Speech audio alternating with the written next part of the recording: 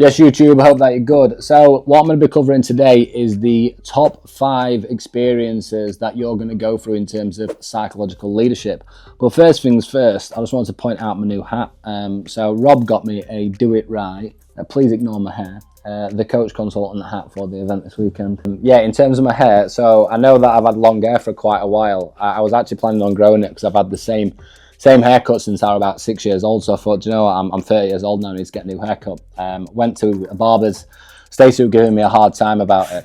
She was like, look, you need to get it. It's a complete state. And I was like, yeah, but I'm growing it. So I went to this Turkish barber's and they basically just shaved my head straight off. So I basically grew my hair for like 4 months and looked like a state before it started getting eaten up a bit for no reason at all. So that's my origin story to my current haircut to start this YouTube video.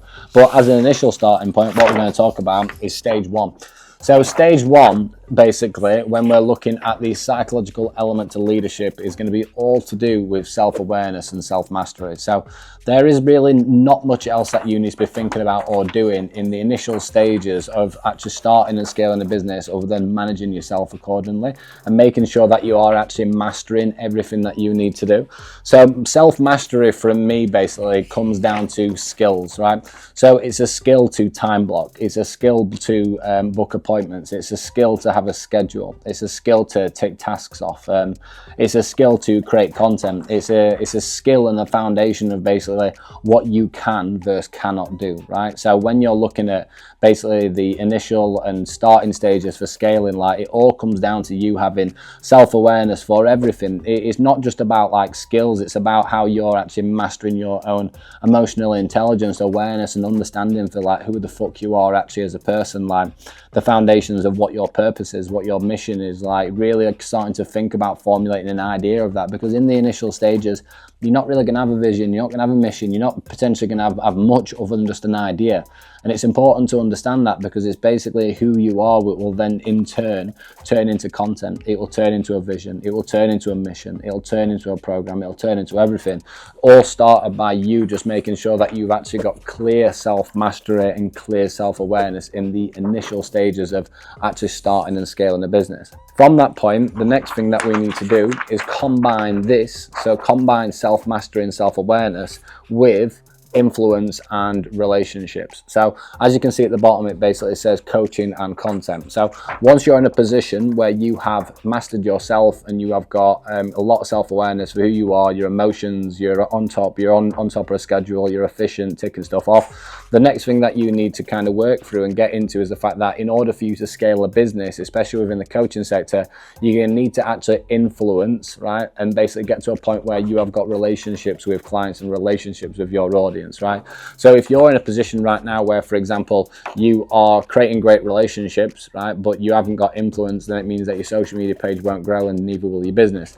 If you're in a position where you've got loads of fucking influence but you don't have relationships, then that leaves you as an influencer without a business, so hundreds of thousands of followers but no money coming through the door.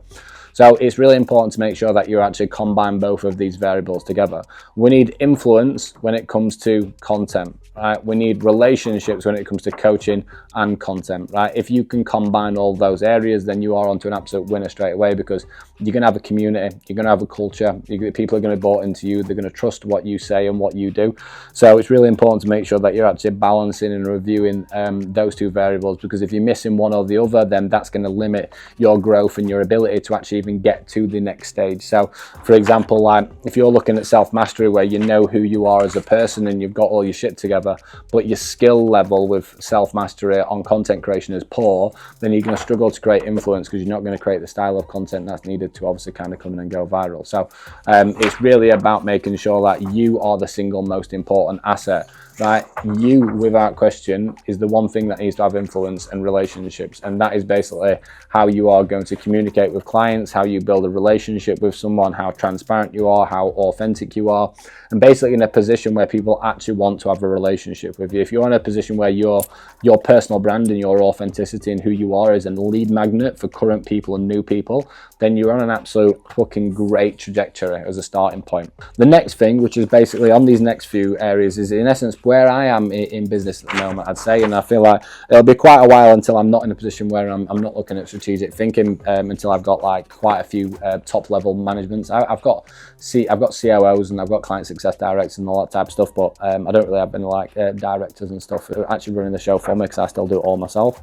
But what you've basically got there is you've got strategic thinking and decision making, right? So that is basically, even when you're just a sole entity right now, you need to be making strategic decisions, right? You need to literally be saying yes or no and go, right? If you're in a position where you are avoiding making decisions, or you're avoiding any type of strategic thinking, then you're not going to scale your business, because you are just going to keep doing the same thing over and over again, expecting to get a different result.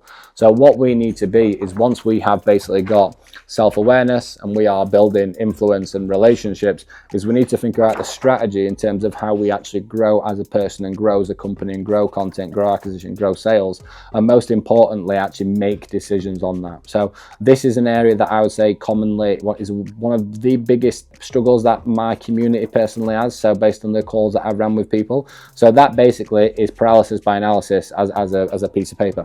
So if you're in a position where you are overthinking and just not making decisions, then you're not getting anything done. So one thing that I've said commonly to a lot of people over time is, you can think about something 1,000 times and you're still not taking a step forward, right? So yes, it's about critical thinking. Yes, it's about looking at the risk for reward. But in reality, a lot of this comes down to just making sure that you've got a good 70% idea of you going in the right direction, and then go in that fucking direction and make sure that you're actually following through, learning, adapting, evolving and growing, repositioning, right? That is all business is making decisions. If it goes fucking well, great. If it doesn't, so what? Do something else, right? And that's tough, because you have to get over that very early doors if you want to scale. The next one is where we're going to the next stage, is where you're really heavily focusing on impact and legacy. So this is where your vision and your mission and your purpose will really start to be apparent, because in essence, imagine that this is a combination with that. We're trying to start, right?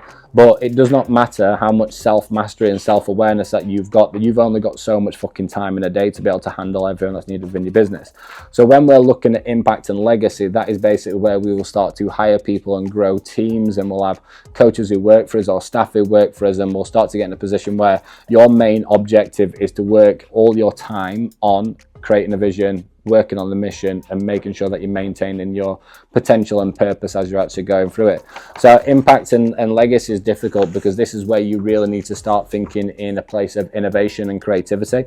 So a lot of the times online coaches will get to a point where they will stall in their business, and they'll stall in the business because they are not delegating, hiring and outsourcing. So I always say that creativity and innovation comes from time availability. If you do not have time availability, then you'll not be in a place of innovation, because you can't actually think or do anything in terms of thinking forwards.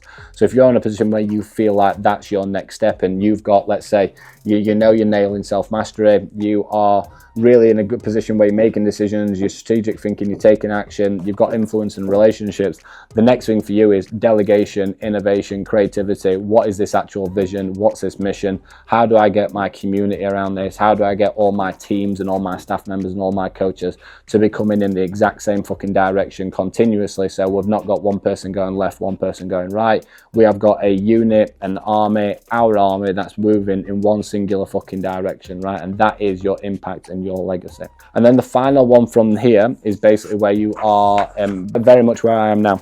So this is basically leadership and self-transcendence. So leadership and self-transcendence is almost basically where you need to be in a position where you have to let go of elements within the business and trust other people to run that system for you.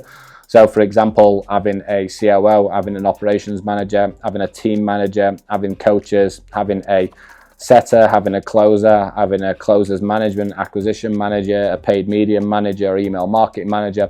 All of these different roles basically require you to basically let go and trust and train someone else, right? And that basically puts you in a position where, in order for your business to grow, you cannot be integrated into every single part of it. So that is basically part of self-transcendence, right?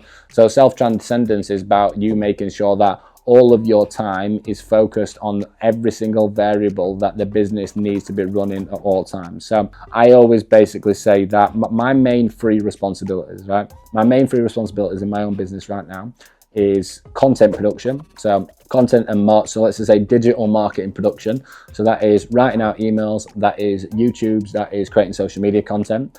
My second primary focus is basically smart scaling. So that is basically where I evolve my systems, strategies, and SOPs continuously to stay ahead in terms of the competitive market and make sure that all of our clients on our group and our one-to-one have the best assets known to man alongside my own team. And then from that point is to be really kind of making sure that I'm managing middle management people. So which, if I'm going to be honest, is an area that I definitely need to work on. So for example, a lot of the time Rob manages me, whereas it should be the other way around, but that's sort of based on how much we're building and what we're doing at the moment. But in order for you to get to a point of continuous scaling and continuous growth, then you need to bring leadership in the business, and you need to transcend into a different role in order to allow it to actually scale. So just as an overview, guys, so right now 5 psychological stages to entrepreneurship. Number 1 is self-awareness and self-mastery. Number 2 is influence and relationships and decision-making. Number 3 from that point is strategic thinking and decision-making. Number 4 is impact and legacy. And then number 5 is leadership and transcendence, guys. So wherever you are in your journey, I hope that you are fucking enjoying it. That's the most important part, because if you will not get to any of those stages if you're not actually enjoying what you're doing. And if you're not enjoying what you're doing, what's the actual fucking point, right? And if you are enjoying what you are doing and you want to do a lot more of it and you want to really work through those stages and get to a point of scaling, then all you need to do is drop me a message on Instagram or hit a link somewhere around my bio, guys. And if you do like this video, please drop it a like, and if not, I will see you on the next video. If you're not subscribing, please subscribe. Not far off 1,000 subs in the next 4 weeks, maybe. Yeah, 4 weeks, 1,000 subs, and I'm probably going to call myself out in 4 weeks that I didn't actually get there, but please subscribe.